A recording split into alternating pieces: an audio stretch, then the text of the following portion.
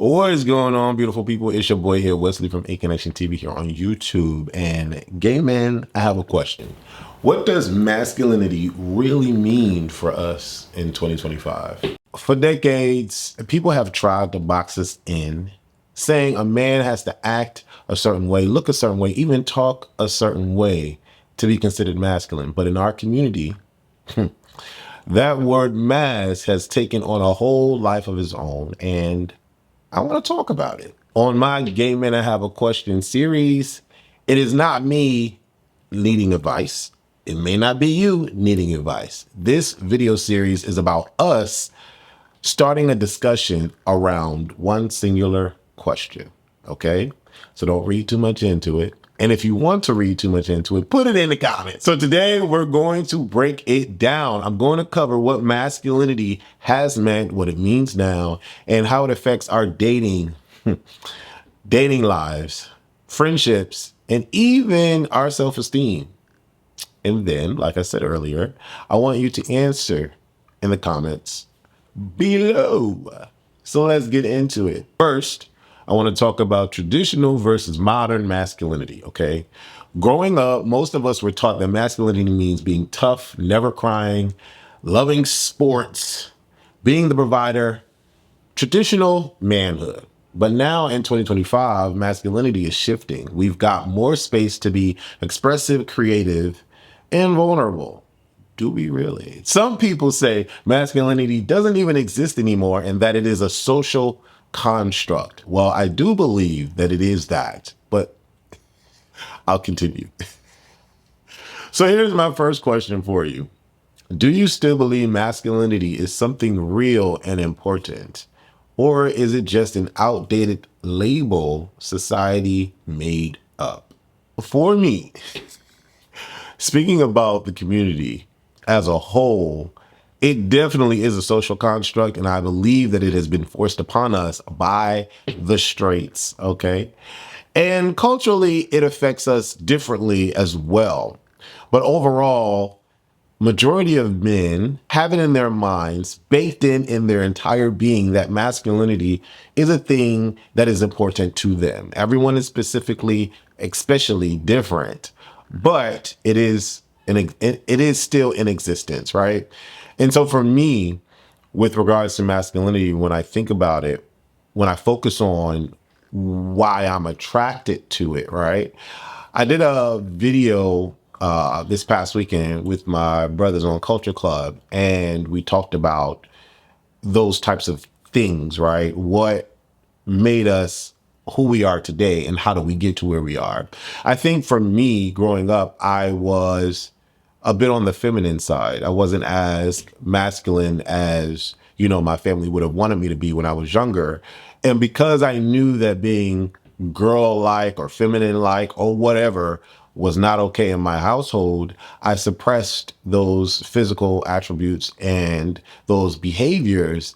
And I, trained myself to be a bit more masculine, to pass and not be labeled as gay, being an inhabitant of the hood.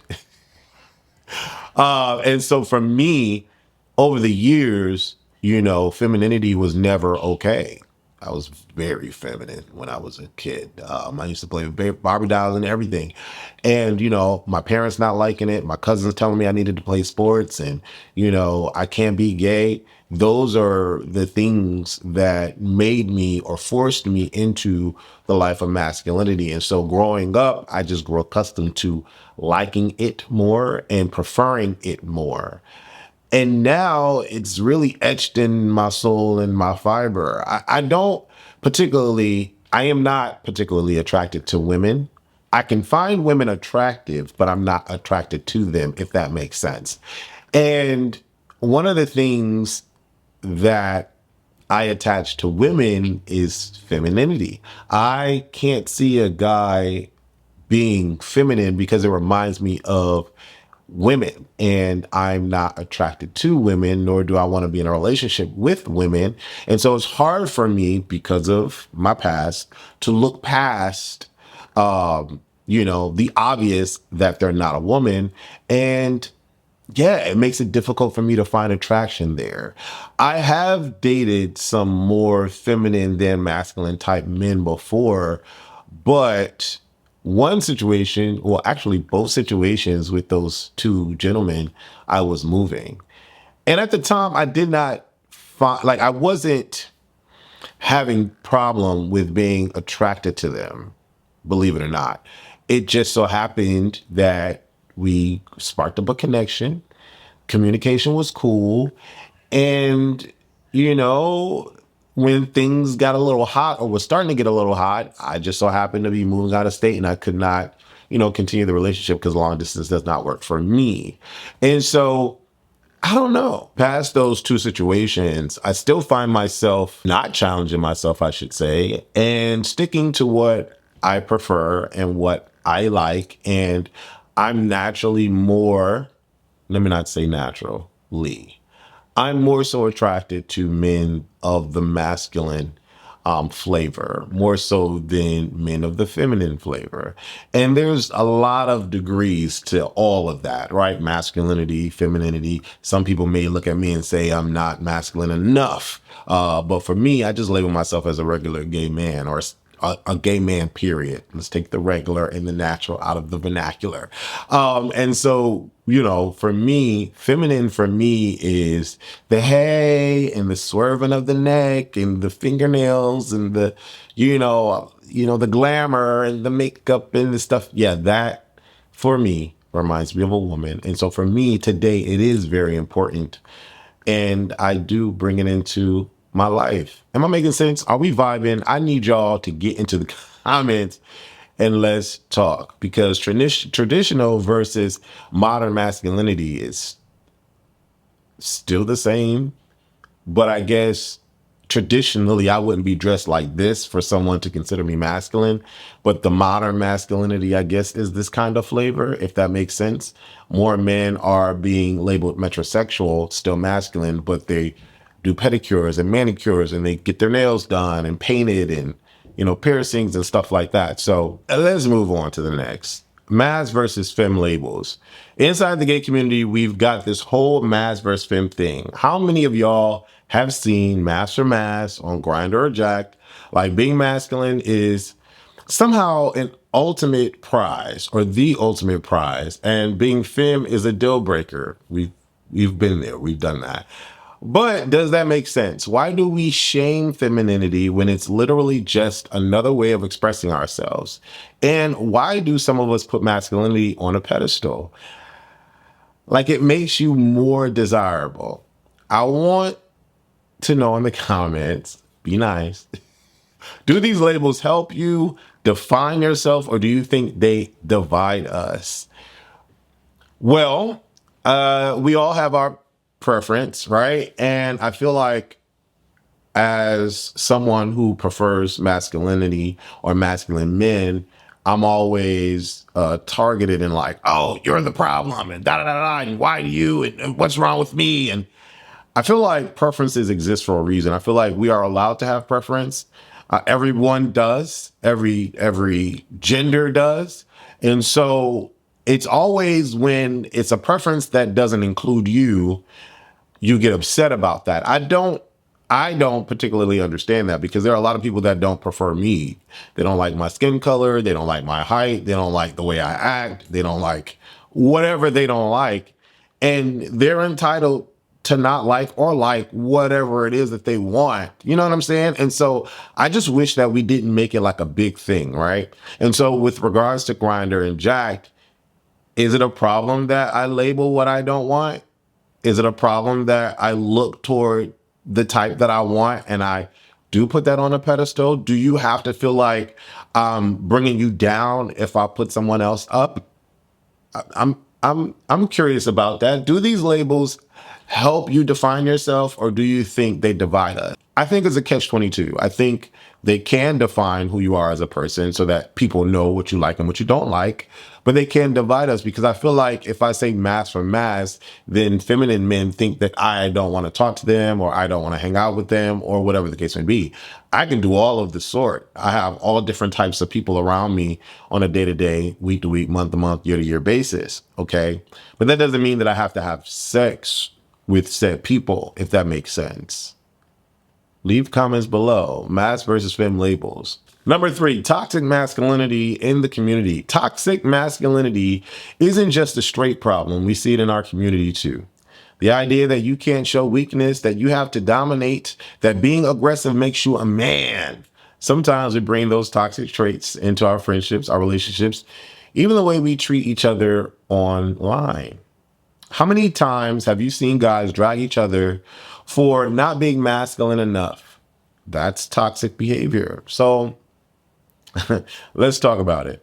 Are we feeding toxic masculinity without even realizing it?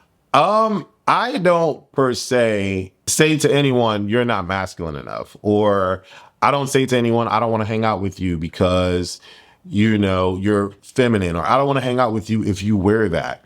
What you eat don't make me shit. That's all I wanted to say. And so for me, I have a friend who is on the more feminine side of things. And so I never challenge him. I never say, hey, we're going to go to this club. Are you sure you want to go? Or, hey, we're going to go here. Don't act like this. Or, hey, we're going to be here. Don't wear this. We're both adults. We're both grown. I allow him to be him because he allows me to be me. He doesn't challenge me. I don't challenge him. I don't believe that I sit in a pool of toxic masculinity. And I don't believe that your preferences, if you prefer masculine men, sit you in a pool of toxic masculinity. It just depends on how you treat people. And I treat people the way that I want to be treated. But I'm curious. I'm curious on what y'all think. Leave your responses down below. Be nice. Number 4, masculinity and sexual roles. One thing I've noticed is how people connect masculinity to sexual position. Tops are supposed to be masculine. Bottoms are supposed to be femme. No, they're not. But the reality is that's just a stereotype. Yes. Masculinity doesn't have anything to do with what you do in the bedroom. So let me ask, do you think we still tie masculinity to sex roles? And should we be breaking that idea down? First of all, yeah, I'm a culprit of that. And the reason why I believe that I am a culprit of that is because I can't see my feminine friend topping anyone. And he would tell me that's not his lane. He would tell me, no, he is 100% bottom and that's what he prefers and that's what he is, right? But we do have some feminine queens that like to be on the top sometimes. And for me, I can't see that. You know what I'm saying? And it's okay because I don't particularly lean in the attraction realm to the feminine side anyway. So if I'm dating someone, no, let me go back because I did date 2 guys that were on the, I don't know if I would today. I don't know. I just haven't met anyone that makes me think about them in that way. But either way, I'm predominantly like 98.9% top, right?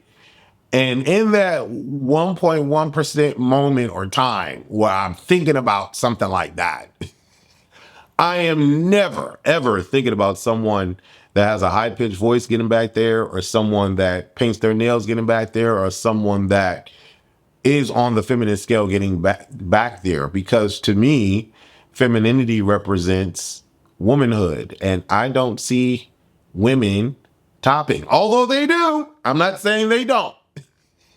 They most certainly do. There are a lot of men out there that get paid on a regular, and they like that. And I'm glad that they like that for them. But for me, it's a no-go. And so I feel like that's okay. Because I don't go to the club and be like, yo, you all are bottoms.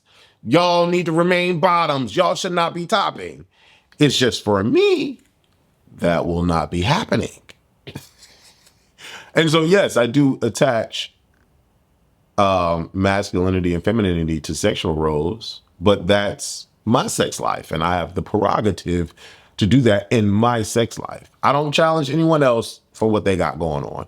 Number 5, race and cultural differences. Masculinity doesn't look the same across all cultures. That's true. In some Black and Latino communities, masculinity might mean being hypermasculine because it's tied to survival and respect. In other cultures, being soft-spoken or artistic doesn't take away from being a man. For my viewers of color, what messages did you grow up with around masculinity? And how does that affect how you move through the gay community now? I said earlier that I grew up in the hood, and so that's all I know now. Like, obviously, I can read a book and go through the world and figure some shit out on my own. And I've done just that for a lot of what I deal with now today in life. But I still attach masculinity to a certain degree to a certain level of manhood. And actually, no, I take that back. Because for me, if you're feminine, you still need to be paying bills and doing what you got to do and provide for yourself and, work that good job and get your degree and all of the things that a man or a woman is supposed to do as an adult, right? I still attach to you if you're feminine and or masculine. If you're feminine, I don't look at you and say you have to be washing the dishes or, you know what I'm saying? I don't do that. But I know a lot of us do. So then, yeah, I need y'all to answer. Why do we do that? I don't. If you're a man or woman, you got responsibilities. So do all of your responsibilities, right? Right. Number 6, media and pop culture influence. Think about the images of gay men we see in movies and TV. For years, gay men were only shown as feminine sidekicks or flamboyant comic relief, and they still are today, and I hate that with a passion. But now, we're seeing more diverse representation, not that much. Mass presenting gay men, queer athletes, even drag queens who still identify as masculine off stage. Does pop culture influence how you see yourself? Or do you think we're finally moving into a space where masculinity isn't the main focus anymore? I think we are moving into the space where masculinity isn't the main focus anymore. For some, it's 1,000%. For others, like myself, it's like 65. Pop culture has positioned people to look at gays differently. I think it has done more good than harm. Because the fact that you can see a gay person in predominantly just about, well, not all, but a lot of, films and productions and shows, it helps for the representation. Where we fail our humans is we only show predominantly the feminine side. It's very rare.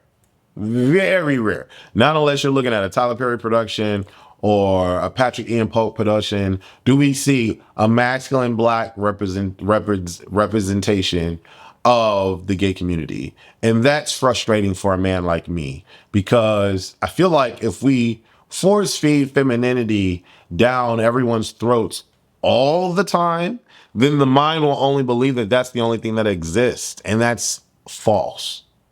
Number 7, emotional vulnerability. One of the biggest questions around masculinity is vulnerability. Are men allowed to cry, be soft, and show emotions? Or do we still see that as weakness? I'll tell you right now, I think vulnerability is one of the strongest things that you can do or show. But I want to hear from y'all. Does being vulnerable make you feel less masculine or more human? Listen, I'm a crybaby, and that don't make me a girl. I'm a crybaby, and that does not make me more feminine. I am in tune with my emotions because I've been through a lot in life, especially with the death of my mom last year. Like, I'm super sensitive now, and I could cry at the drop of a hat. If someone's hurting, if someone's feeling down, if someone's about to die, whatever, I get emotional and I feel it. So for me, your feminine or masculine levels should not determine whether you can be vulnerable and or emotional. And if you are emotional, someone shouldn't say, oh, you're feminine, you're acting like a girl, stop it.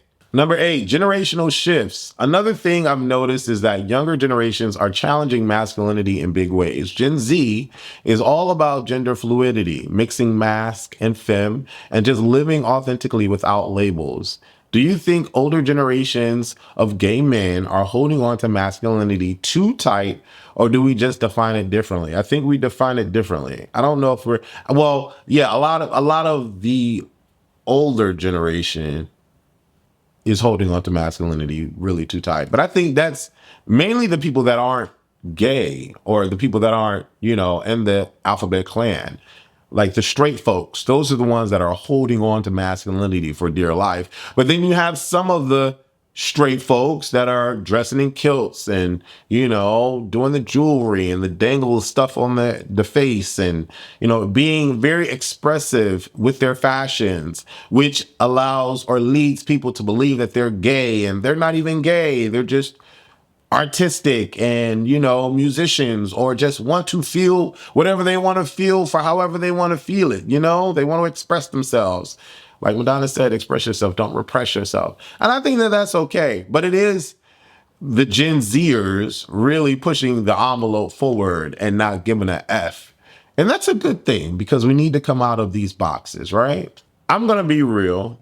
This is number 9, personal stories. There have been times that I felt judged for not being masculine enough. I told you about, growing up in the hood and people looking at me and saying, hey, you can't be gay, right? Have you ever been told you weren't masculine enough? How did that make you feel? And did it change how you presented yourself when you went out about in the world? Number 10, do we need masculinity? So let's wrap this up with this big question, right? Do we even need masculinity at all? Some people say yes, because masculinity can mean strength, stability, and leadership. Others say no, because those traits aren't masculine. They're just human. So, gay men, I have a question. Do we throw masculinity out completely, or do we redefine it for ourselves as gay men? Comment below.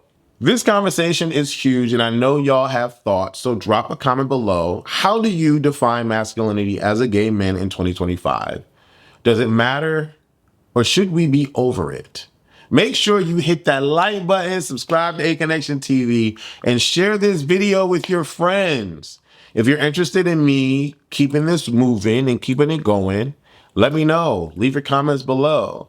And download the ACTV Plus app on iOS, Android, Roku, and FireStick. This is Gay Men. I have a question. And I want to see y'all in the comments. Deuces.